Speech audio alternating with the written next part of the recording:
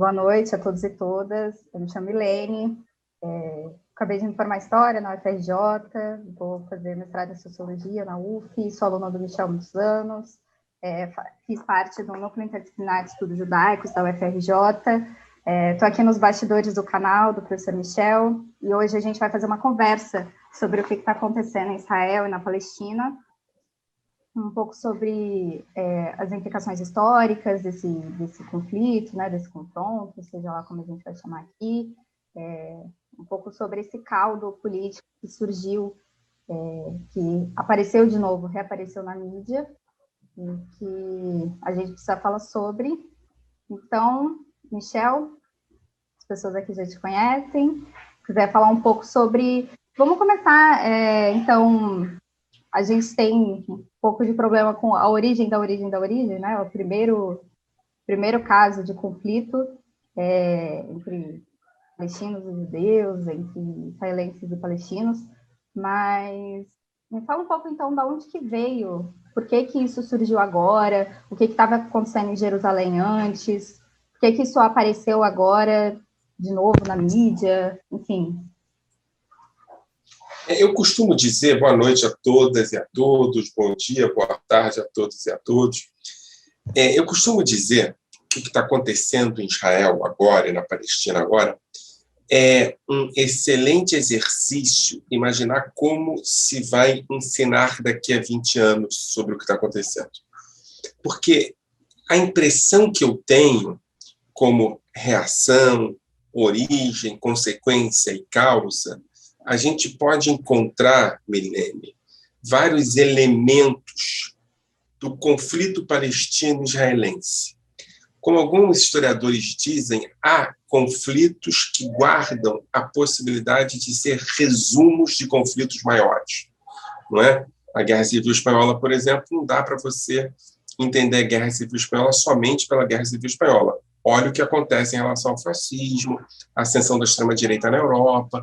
Então, se você quiser estudar a Europa, vale a pena você estudar a Guerra Civil Espanhola.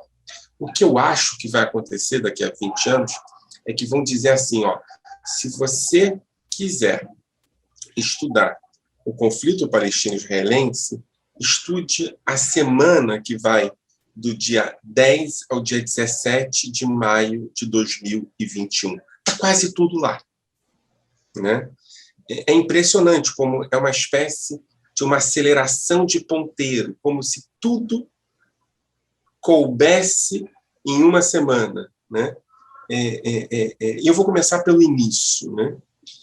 Não dá para entender o que acontece em Israel e na Palestina sem entender a história do bairro de Sheikh Zahar, que fica em Jerusalém Oriental. Né? E aqui é importante localizar o que esse bairro é. Falar, inclusive, sobre sua localização. Né? Esse bairro fica, para quem conhece, a rua Saladino, a rua Salahadin, na parte oriental de Jerusalém. Se você sai das muralhas, principalmente do portão de Nápoles, e vai em direção ao Monte Scopus, você vai passando por uma série de marcos da memória palestina. Tá? A rodoviária palestina é importante, é uma rodoviária sob ocupação, porque tem a rodoviária que leva da parte ocidental da cidade para as cidades de Israel, inclusive as cidades árabes de Israel. Né? E tem essa rodoviária que leva para as cidades sob ocupação. Então, você vê ônibus indo para Amala, ônibus indo para Shem, para Nablus, ônibus indo para Al-Tur, ônibus indo para cidades que estão sob ocupação. Os ônibus são diferentes, né? Os motoristas são diferentes. É outra história. Eu estou falando de 5 quilômetros de diferença em outro país. Né? A língua é diferente. Se você chega no início da saída da Cidade Velha em direção ao Monte Scopus, você vai ver a primeira presença do Estado de Israel, que não podia ser diferente, é a polícia. Uma delegacia. Checkpoint? Não, a polícia mesmo. A polícia, a única... Ali não tem checkpoint porque não é sob ocupação, mas tem uma barreira invisível na estrada número 1, praticamente não tem judeus, né? Vai ter judeus, assim, soldados, policiais, e tem uma delegacia. Essa delegacia está na ponta da rua, que é muito interessante, justamente a delegacia marcar a presença do Estado, né? Você caminha em direção ao Monte Scopus, você vai ver o Museu de Arqueologia, que é importante na perspectiva da narrativa palestina. Você vai ver a Biblioteca dos Livros Palestinos, o Centro Cultural Palestino, o Centro Cultural Francês, que marca uma presença francófona importante, em alternativa à presença dos ingleses até 48, ou seja, há um posicionamento. Você vai ver a famosa Cinemateca Palestina, que é um lugar onde passam... Isso nessa rua de Jerusalém. Nessa rua de Jerusalém, somente nessa rua, você tem um resumo da narrativa palestina. Se você entra na Cinemateca, que é uma coisinha assim, à direita... Essa rua que leva para Nablus, que leva para todos os lugares. Essa rua que leva para todos os lugares, essa rua que tem os ônibus para o mundo, que leva, na verdade, de Shem, do portão de Nablus. O portão é de Nablus, né? Do portão de Nablus até o Monte Scopus, é um resumo do nacionalismo palestino. Aí você entra na Cinemateca, você vai ver no muro da Cinemateca pinturas que remetem à poesia de Mahmoud Darwish.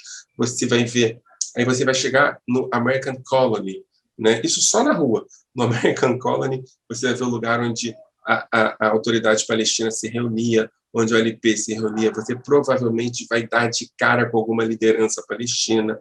Tem uma livraria espetacular, onde eu deixei meu rico dinheirinho lá várias vezes.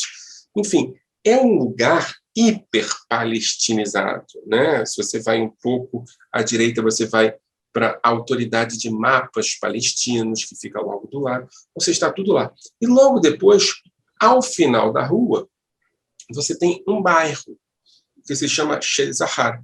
E por que esse bairro é importante? Porque, como você tinha a Cidade Velha, você tinha 1,5 km, se não me engano, mas tinha um pedaço de chão que era, até 1967, entre 48 e 67, a chamada Zona Desmilitarizada, que, na verdade, era uma zona guardada por soldados das Nações Unidas para evitar confrontos entre jordanianos e israelenses, né? Mas, logo depois da zona desmilitarizada, começa esse bairro, que é um bairro muito interessante, porque, como tudo em Jerusalém, tem 2 nomes. Tem o nome em árabe e o nome em hebraico, né? E o nome em árabe é Sheikh Zahar, que é o nome do médico de Saladino, né? Quem é Saladino? Saladino é o homem que, segundo a mítica muçulmana, que, segundo a narrativa islâmica e também a narrativa dos medievalistas, defendeu Jerusalém dos cruzados, né? De origem curda, ele foi transformado pela narrativa palestina como um rei dos palestinos, né? Que é muito importante. O nacionalismo palestino nasce baseado em 3 mitos fundacionais. Ele próprio, Saladino, Mohammed, e o terceiro mito fundacional é Isa, Jesus, que é consolidado como palestino na narrativa nacionalista. Ou seja, dos 3 mitos fundacionais palestinos, 2 estão nessa rua, né? É muito poderoso. E esse bairro é um bairro que ele guarda 2 narrativas. São poucos os bairros fora das muralhas da Cidade Velha até 1870, etc. E tal. E há um desenvolvimento gradual e paralelo de palestinos e judeus fora das muralhas. E aqui é importante notar, dentro das muralhas há bairros judeus, muçulmanos e cristãos desde sempre, ou pelo menos desde a chamada expulsão judaica no século I, né? E esses bairros continuam lá, e judeus e muçulmanos e cristãos vivem lado a lado, depois, inclusive, armênios, etc. E tal, sempre viviam lado a lado. Mas fora dos bairros da Cidade Velha, os bairros começam no final do século XIX, né? Por 2 motivos, basicamente. O primeiro motivo, por uma expansão natural da população, e o segundo motivo, por questões nacionalistas, né? E esse bairro Shai Zahar, que é o médico do Saladino, em homenagem ao médico do Saladino, é criado ao mesmo tempo que uma população judaica do Iêmen é levada para esse bairro que, na narrativa mítica judaica, na narrativa histórica judaica, na narrativa tradicional judaica, como vocês queiram chamar, é o lugar onde Shimon HaTzadik, uma figura bíblica, construiu um mikveh, um banho ritual. Né? Então, assim, as narrativas são múltiplas e ambas são legítimas, mas, de fato, havia duas populações vivendo lado a lado nesse bairro, a população palestina e a população judaica, nesse caso, chegada do Oriente. Né? E nesse caso, como se deu a formação do discurso nacional palestino, que você mencionou? O discurso nacional palestino, ele começa a se consolidar quando você começa a ter um processo de quebra, um processo centrípeto de desconstrução do Império Otomano, né? E aí você começa a ter narrativas nacionais que se consolidam em alternativa às narrativas imperiais otomanas, que vêm desde o século XV, não é? E aí você tem no norte, na região que hoje a gente conhece como Síria, uma narrativa que tem a ver com os antigos califados, eram centros de um califado Damasco, então se recupera Damasco como uma possibilidade de um novo país, um novo califado, a grande Síria se vê como alternativa concreta, você começa a incorporar o árabe como língua oficial, o Islã como cultura oficial, a ideia de um exército nacional começa a fazer parte do horizonte. No Monte Líbano, que fica um pouco a leste, você começa a uma narrativa de que há um país europeu nascendo, cristão nascendo, uma França no Levante. E ao sul, os palestinos, principalmente cristãos, na primeira fase, mas depois muçulmanos, começam a incorporar a ideia de que eles têm uma nacionalidade diferente da nacionalidade que existe ao norte, não é? Que é a nacionalidade que existe entre sírios e libaneses no futuro. A nacionalidade deles é urbana, é literária, as bibliotecas turcas passam a fazer sentido, a noção de resistência, desde de Saladino até Jesus, começa a fazer sentido, a noção de um Estado descendente dos resistentes dos cruzados, o Estado otomano, enfim, isso tudo começa a fazer sentido e, como você bem sabe, você estudou a história, as narrativas múltiplas existem e as hegemônicas se consolidam. A narrativa nacionalista se hegemonizou a partir de uma elite de comerciantes, de intelectuais, que começam a dizer: nós somos diferentes daqueles do norte e daqueles do sul, nós somos palestinos. Né?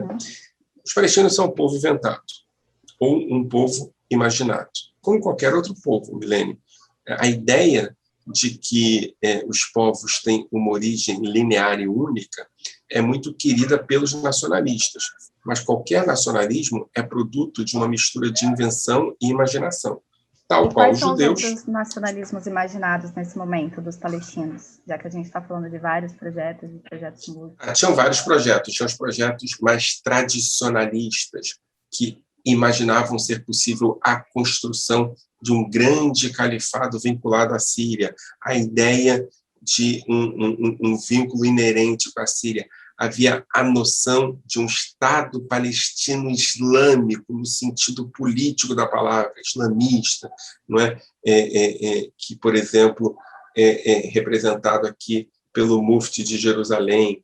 Havia populações palestinas mais urbanas, principalmente em Jerusalém. Haviam populações palestinas mais ruralizadas, que acreditavam numa perspectiva quase de expansão familiar do palestinismo. Havia mais liberais, mais conservadores.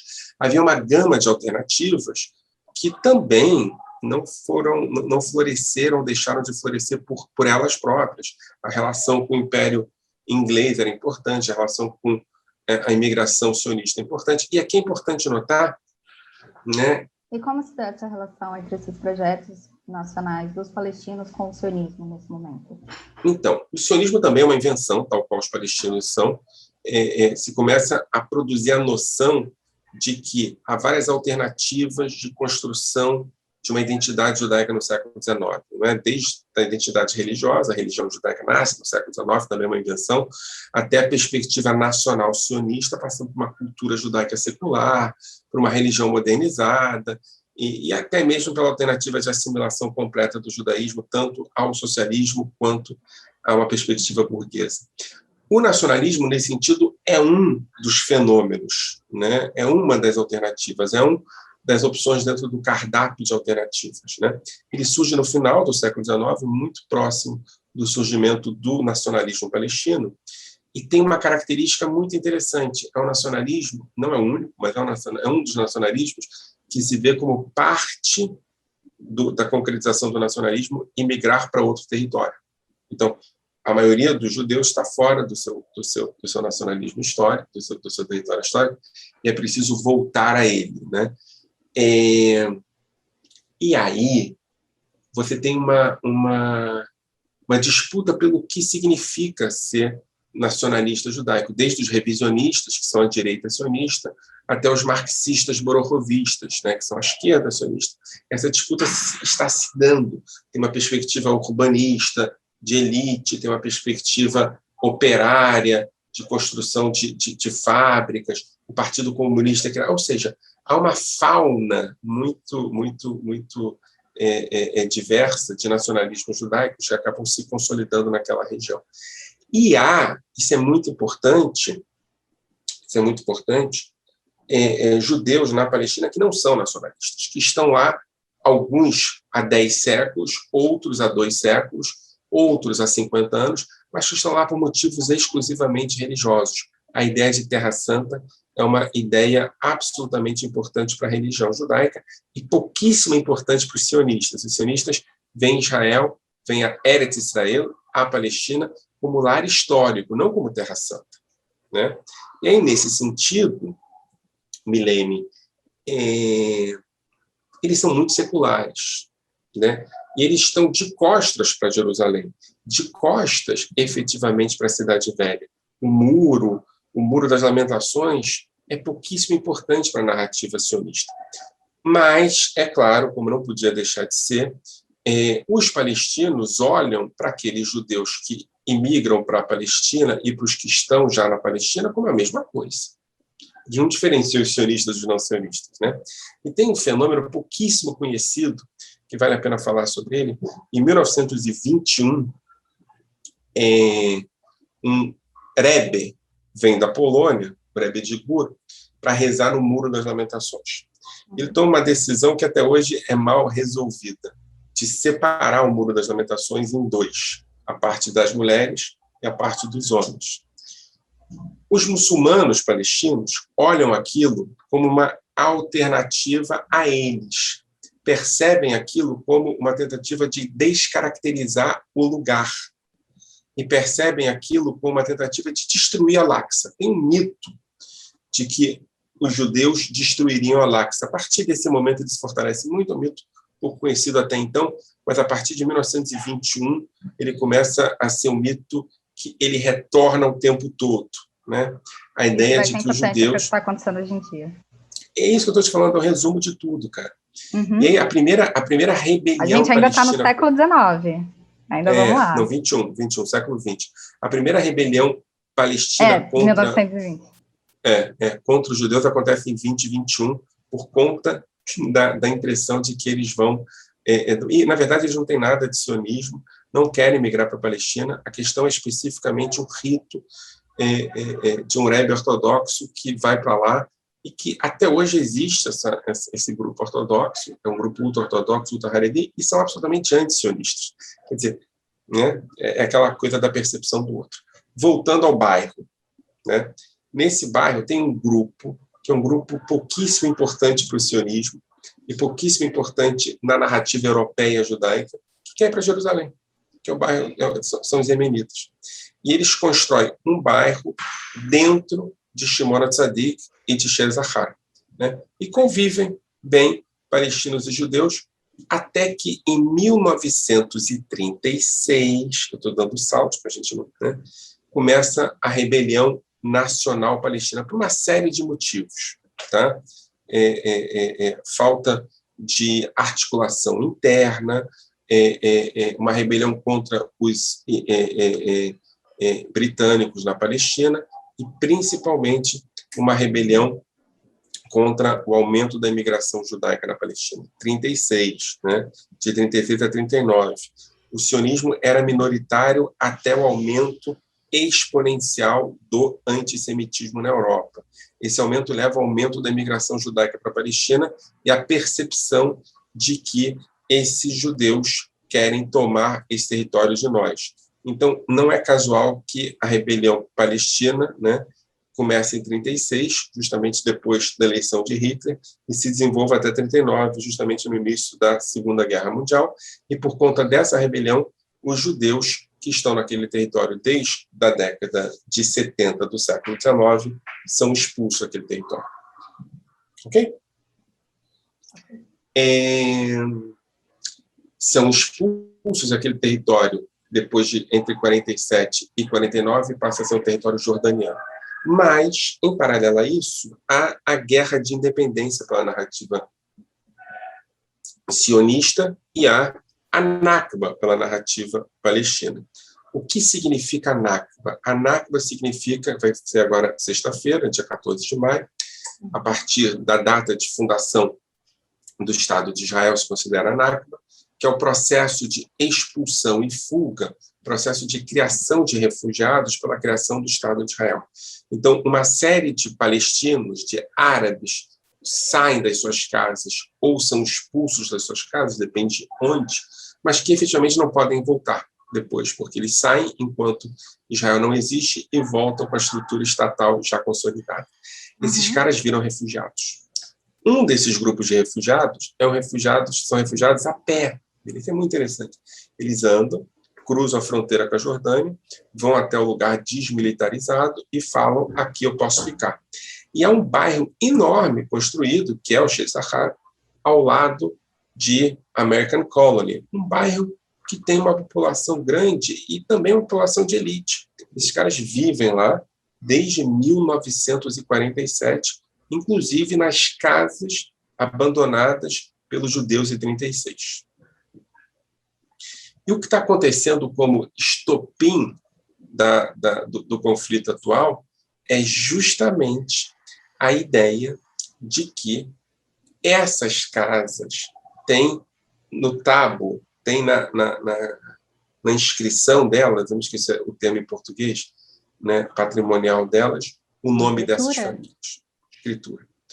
E aí, um grupo de extrema-direita, que tem como objetivo judaizar Jerusalém, expulsando a população árabe e aumentando a população judaica, começa a transformar essas casas em casas judaicas. Em alguns momentos, comprando de pessoas que estão fora do país, né, compra de palestinos que estão fora do país, em outros momentos, mostrando a escritura e dizendo: olha só, eu confirmo que essa casa é minha. E aqui é um problema, porque tem um certo status quo que mantém as casas palestinas e as casas judaicas como elas estão em 47 e 49. Quem está alterando esse equilíbrio é a extrema-direita, dizendo: olha, pela escritura, essa casa é de judeus. Tem uma lei dizendo que casas judaicas dentro do território de Israel e que foram população judaica expulsa dela podem retornar a ser judaicas se provadas na Escritura. O que acontece é que Jerusalém foi anexada em 1981, mas é território palestino. Então, Jerusalém não se mexia, até que a extrema-direita resolveu mexer. E está acontecendo isso em alguns bairros, em Sauía, em Sheikh Zahar, estão retomando essas casas. E aí, o que acontece é que, mas estritamente...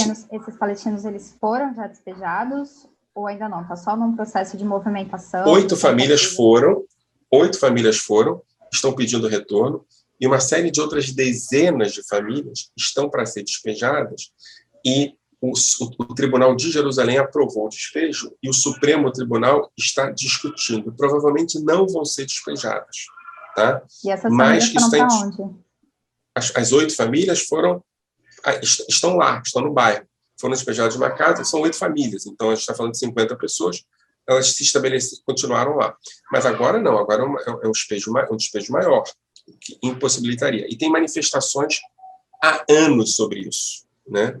Isso já está acontecendo há 3 anos, 4 anos, e aí se marcou, e é isso que eu acho interessante, se marcou a decisão final para esse despejo na última terça-feira. Né? O Supremo Tribunal vai começar o debate sobre isso, que por acaso é dia da unificação de Jerusalém em 67, que por acaso é a semana do final de Ramadã, que por acaso é a semana da Nakba. Então tem uma série de questões que complicam e complexificam. São feriados religiosos e nacionais, um atrás do outro, e no meio desses feriados uma decisão judicial que pode causar exclusão.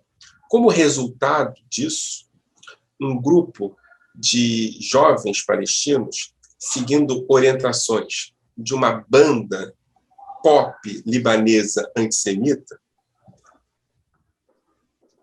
essa banda libanesa antissemita, estou falando, tudo é complexo. Essa banda libanesa antissemita produziu a seguinte tarefa: agrida um judeu e coloque no TikTok. E isso foi feito. Só que para agredir um judeu, você tinha que agredir um judeu que parece judeu. Então você começa a ter, na cidade de Jerusalém, uma série de agressões filmadas a judeus religiosos. Agora, veja bem, Milene, judeus religiosos sendo agredidos e isso circulando em rede social. Na narrativa e na perspectiva judaica, isso remonta aos pogroms da Europa. Judeus religiosos sendo agredidos. Como resultado, começa a primeira onda de agressões, né? Que é a onda dos árabes jovens atacando judeus religiosos, que na narrativa fundacional judaica é mexer num trauma não resolvido. Né? Isso começou como brincadeira, como desafio de internet. Um grupo de carranistas, é brincadeira, mas tinha gente agredida, né? Então, de um lado era brincadeira, do outro lado remontava aos pogroms da Europa do Leste. Tem outro elemento tensionando aí. Bibi Netanyahu, que tem 2 alternativas, ou forma governo, ou pode ser preso, incluir na sua coalizão um grupo de extrema-direita que são os carranistas, né? Uma figura chamada Itamar Ben-Gvir, que é um cara terrível. Um terrorista. Tá? Itamar Ben-Gvir, ele se comportou direitinho na eleição, se juntou com outros partidos, Bibi arquitetou essa coisa, e na hora de formar a coalizão, ele disse: eu não sento com os árabes. Para Bibi Netanyahu poder formar a coalizão, ele tinha que juntar Itamar Ben-Gvir e um partido árabe. Não conseguiu, a coalizão quebrou. Bibi Netanyahu tem agora Itamar Ben-Gvir no parlamento, sem a disciplina que Bibi Netanyahu estava dando para ele para formar a coalizão. Ou seja, temos um fascista no parlamento. Temos um fascista no parlamento sem nenhum tipo de disciplina para controlar. Quando começam as agressões, esses fascistas do parlamento caminham em direção à Cidade Velha e começam um grupo de autodefesa em Jerusalém. Isso foi no mês passado, em abril, dos lavandeiros. Não, era semana passada. Uma semana passada. Isso tudo é uma semana. Na semana passada. As manifestações de abril que tiveram?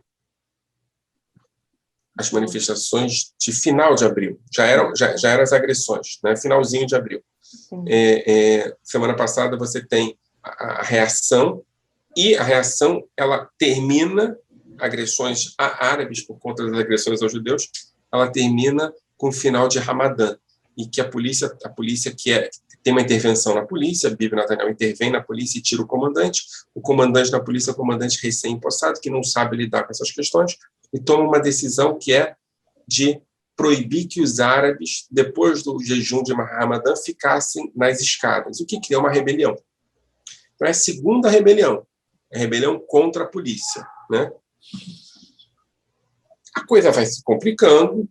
Na semana passada, você começa a ter uma tentativa de controle dos árabes na chegada da mesquita, final de Ramadã. Os árabes continuam chegando, a polícia diz, olha, não pode chegar tanto, você tem o controle, a extrema-direita reagindo, os árabes reagindo, a situação colapsando, até que, e aqui é importante, a polícia decide liberar a manifestação das bandeiras, que é a manifestação que comemora a unificação de Jerusalém pelos judeus. Essa confusão toda tem outro componente, que é o componente da manifestação das bandeiras. A polícia libera a manifestação das bandeiras, né? Uhum. E aí, Milene, Que tem uma imagem que foi muito difundida. Tem uma imagem que vai explicar muito o que aconteceu aqui. Você se lembra que eu falei sobre a rebelião árabe em 21, que causou a morte de judeus por conta da visita do rabino de Gur, que criou a ideia de que os judeus querem derrubar a mesquita? Uhum. Essa narrativa é uma narrativa potente. Uhum. E aí o que acontece é que do lado de lá, onde fica a mesquita, tem uma festa, que é uma festa famosa. Enfim, tem invasão de policiais. Eu não vou chegar nos detalhes. A polícia invade, o que não é uma coisa muito normal, inclusive é contra a lei dos lugares santos, destrói, entra a polícia israelense completamente despreparada, entra na enfermaria, destrói a enfermaria, um monte de coisa. Mas, enfim, a coisa acaba e você começa a ter a festa do final de Ramadã, com fogos de artifício. Um dos fogos de artifício pega num bosque ao lado da mesquita Al-Aqsa. E tem um incêndio. Do lado dos judeus, um grupo de meninos jovens de extrema-direita, de movimento de extrema-direita, que comemora a unificação de Jerusalém, vem um incêndio. E a imagem é um incêndio pegando fogo e eles dançando, comemorando o que supostamente seria a explosão da mesquita, o que não era a explosão da mesquita. Mas a força que essa imagem dá na narrativa palestina recupera, resgata e remonta o mito de que os judeus querem destruir Al-Aqsa. E aí o que a gente vê hoje, imageticamente, é produto dessa semana. E essa imagem, então, que está sendo circulada... E aí eu vou fazer uma pergunta, já que a gente veio do século XIX, trouxe um pouco do século XX, falou sobre a fundação do Estado de Israel, sobre a construção de nacionalismos ali na região, nacionalismo palestino, nacionalismo o sionismo, né, o nacionalismo judaico. Então, agora a gente vai chegar um pouco de como foi esse desdobramento desses últimos acontecimentos na mídia brasileira e como que a gente tem visto grupos políticos do Brasil, seja de esquerda ou de direita, olhando para esses acontecimentos a partir dessas imagens que chegam, onde a gente tem uma complicação, que é a língua, né? Poucas pessoas no Brasil falam árabe ou hebraico, a gente tem a complicação de não saber exatamente em qual mídia essas coisas vão estar sendo retratadas, né? Enfim, a gente sabe que é um problema o jornalismo ocidental nessas regiões, e a gente olha para essa imagem, então tem essa comemoração, isso se torna um símbolo, e aí isso passa a ser difundido como que é uma fake news, né? O vídeo existe, o vídeo é real, mas ele é criado a partir dessa narrativa, e o que se cria, então, é que não importa o que aconteceu de verdade, o que importa é que Israel ganhou na hegemonia nacional, Israel tem uma potência militar maior, Israel expulsa os palestinos de suas terras, e esse vídeo acaba se tornando um símbolo, e essas coisas acabam se confundindo, assim, né? Queria que você falasse um pouco sobre, então, hoje nós temos, então, um país que consolidado internacionalmente, como Israel, olhando para esses povos, olhando para os palestinos, de uma forma, enfim, com a ocupação militar, com essas questões. Queria saber, então, como é que você lida com isso? Como é que os historiadores, enfim, como é que a gente pode pensar essas questões a partir desse imenso caldo político que está acontecendo lá e que já encontra suas afinidades com outras narrativas já construídas aqui no Brasil, né? Sobre o que acontece lá, sobre o conflito palestino-israelense, sobre palavras como... enfim, queria que você falasse um pouco sobre isso. Então, até agora, tudo que eu contei para você sobre Jerusalém é uma situação de Jerusalém, é uma situação, vou usar um termo que eu não gosto, porque nunca é verdadeiro, mas é uma situação espontânea, né? A organização desses eventos não é feita a partir de nenhuma entidade maior, né? Principalmente, estou referindo aqui ao lado palestino. Nem Fatah, nem Hamas tomam isso para si, conseguem tomar isso para si. Agora, veja bem que tem uma narrativa, né, mitológica, linear, com início, meio e fim, sendo consolidada frente às perspectivas contraditórias e absolutamente contralineares, não é? Por exemplo, efetivamente, a derrubada de Bibi Netanyahu estava se dando a semana pela inserção de partidos árabes, inclusive o Partido Comunista, na coalizão, né? O que causa um desconforto muito grande entre os árabes muçulmanos mais tradicionais. A ideia de normalização é uma ideia não bem aceita por eles, principalmente pelos árabes muçulmanos mais religiosos. Aqui eu estou me referindo ao movimento islâmico do norte de Israel. Quando você diz normalização, não se lida bem com normalização. Normalização significa que você começa a participar efetivamente da vida de israelense como um cidadão pleno e passa a desconsiderar a existência de Israel. Você começa a participar. Para você que é historiadora, os palestinos caminhavam de uma narrativa exclusivamente nacionalista para uma narrativa nacional. Começam a se perceber como uma minoria nacional dentro da sociedade israelense.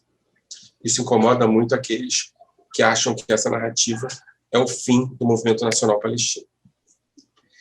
E aí essa narrativa linear, romântica e metafísica, não é, da expulsão à explosão, acaba se consolidando, né? É claro, Milene, que tem um lado dessa história que olha para isso da mesma maneira, que são os religiosos judeus ortodoxos. Ou seja, tem um diálogo aqui entre esses dois grupos mais conservadores, que também acreditam na perspectiva metafísica. Aqui no Brasil, por exemplo, o bolsonarismo vai incluir essa narrativa como narrativa dele. Israel, para esses caras, é menos importante do que o reino de Israel, né?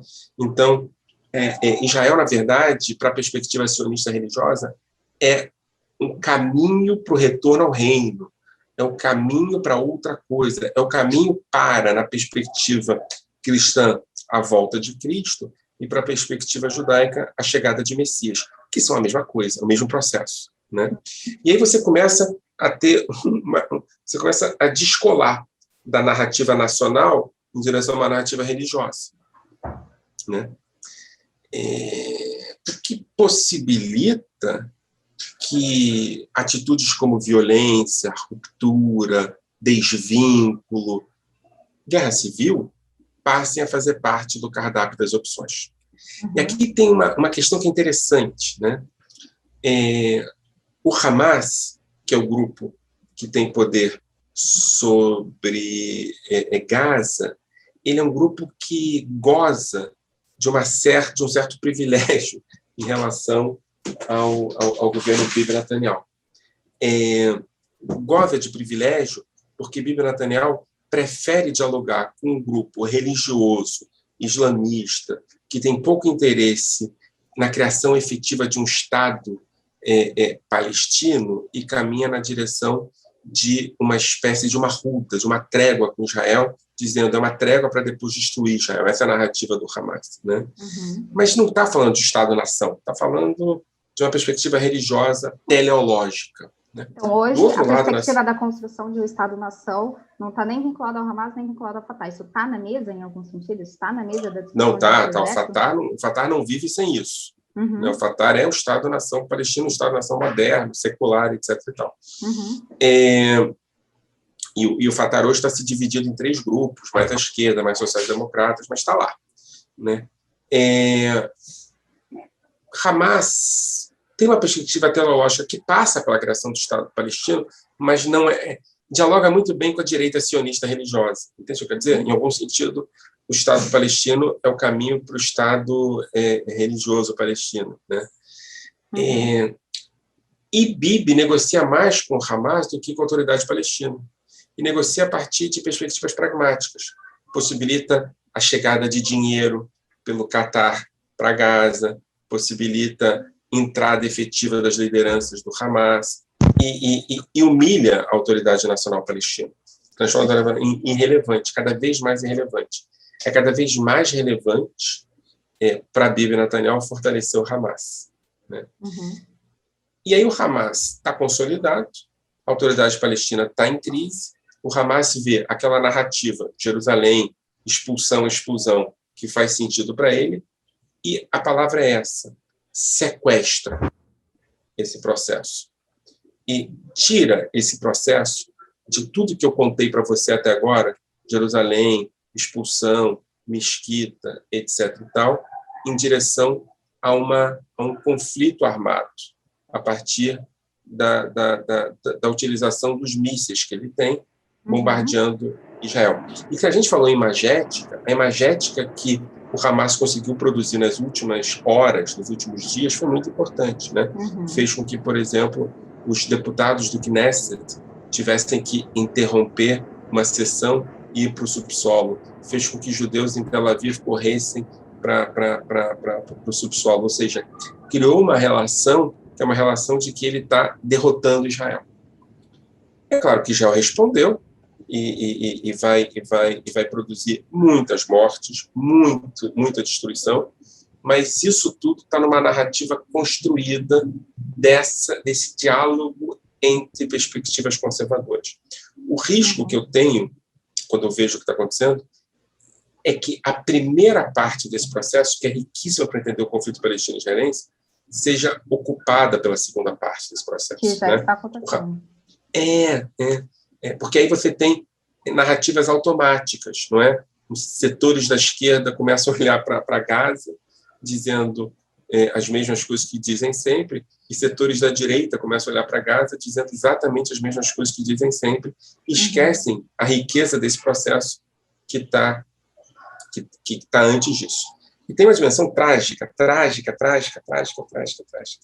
É que, em algum sentido, o que aconteceu em Jerusalém, que é uma cidade, como diria Yehuda Mihai, recheada de judeus usados, ou seja, calejada pelos conflitos, quando isso chega nas cidades do centro de Israel, isso chega com outra cara, né? Um cara de linchamentos lá. Então, o que acontece hoje é que a gente está efetivamente dentro de Israel, à beira de uma guerra civil, né? E fora de Israel, com relação a Gaza, uma narrativa que tenta consolidar a ideia de que há um confronto armado entre o movimento de resistência e um Estado imperialista. Eu acho que o cuidado que a gente tem que ter... desigual, no caso, não? Isso é sempre uma ênfase, né? É um confronto armado desigual entre um Estado muito bem consolidado e vítimas, né? Isso. Que é uma narrativa que também vale a pena ser desafiada, não porque não é desigual, porque isso não resolve muita coisa na perspectiva da compreensão do conflito, né? Em última instância, nenhuma dos mísseis do Hamas tem como objetivo alvos militares, ou alvos... São todos alvos civis. E eu acho que na consolidação da narrativa sobre o conflito, na perspectiva israelense, isso é muito importante. E não dá para entender a ideia de que sem a percepção... Você lembra que eu falei sobre não? Você lembra que eu falei sobre o espancamento de população que remontava aos pogroms, não é? Da mesma maneira, a ideia de população civil sendo acertada por mísseis remonta a narrativas consolidadas na alma judaico-sionista, que acaba justificando a reação. Agora, o que eu acho muito importante, como resumo de tudo que a gente falou até agora, é entender que há um diálogo profundo entre o Hamas e Bibi Netanyahu, que acaba apagando narrativas judaicas progressistas, árabes progressistas, nacionalistas revolucionários árabes, nacionalistas judaicos, ou seja, é tão poderoso isso que acaba pasteurizando o conflito palestino-israelense, produzindo a ideia de que esse conflito palestino-israelense é fácil de ser visto. Não sei se você entendeu até agora. Ele já está dado. Além dele já está dado, a gente sabe... O que é falsa história, né? O que é falsa história, né? O que é falsa história. É falsamento da história. É a ideia de que tem uma tese que você vai provar a tese indo a campo. Não é uma hipótese. Isso é falsamento de história. Isso é a mesma...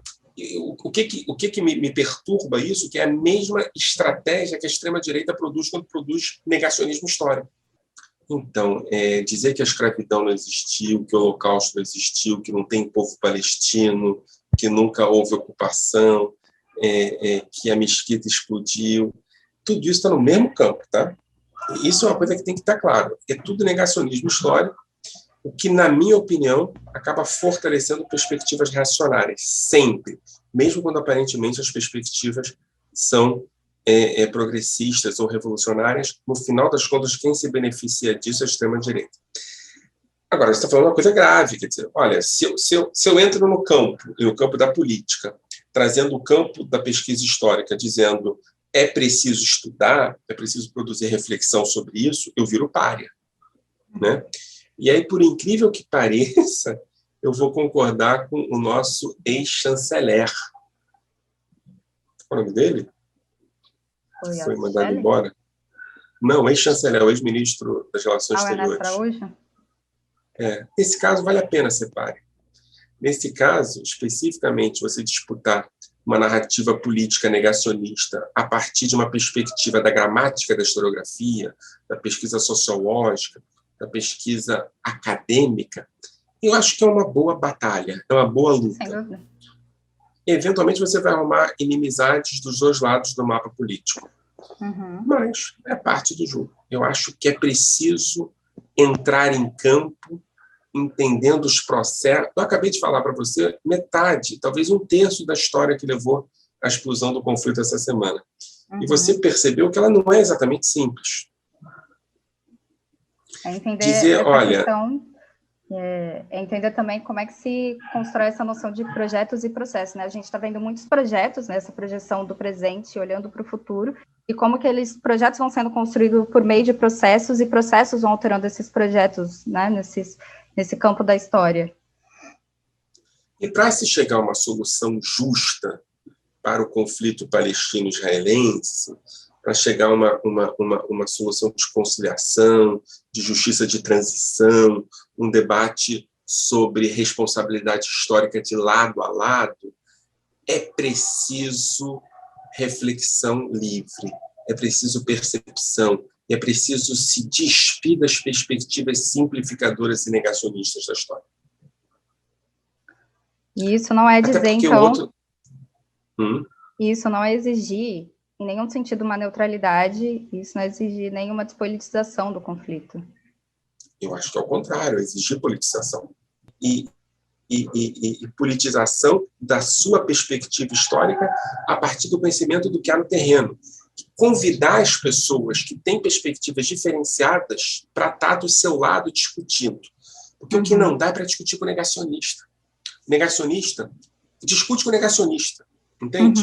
O que eu acho importante é entender que, quando eu falo que tem que se levar em... Olha que loucura que eu vou falar agora. Que tem que se levar em consideração a verdade no sentido mais complexo da palavra verdade. Né? Tem que se levar em consideração documentos, pesquisa, pegadas. Eu não estou dizendo que as narrativas políticas depois que você pesquisa, são só uma. Elas podem ser várias. Michel, minha internet deu ruim. Podem ser Repetir. Alô? histórias. Mas levar em consideração o mundo. Espera aí, Michel, só um minuto. Que minha internet está instável. Senão isso vai alterar a gravação. Alô?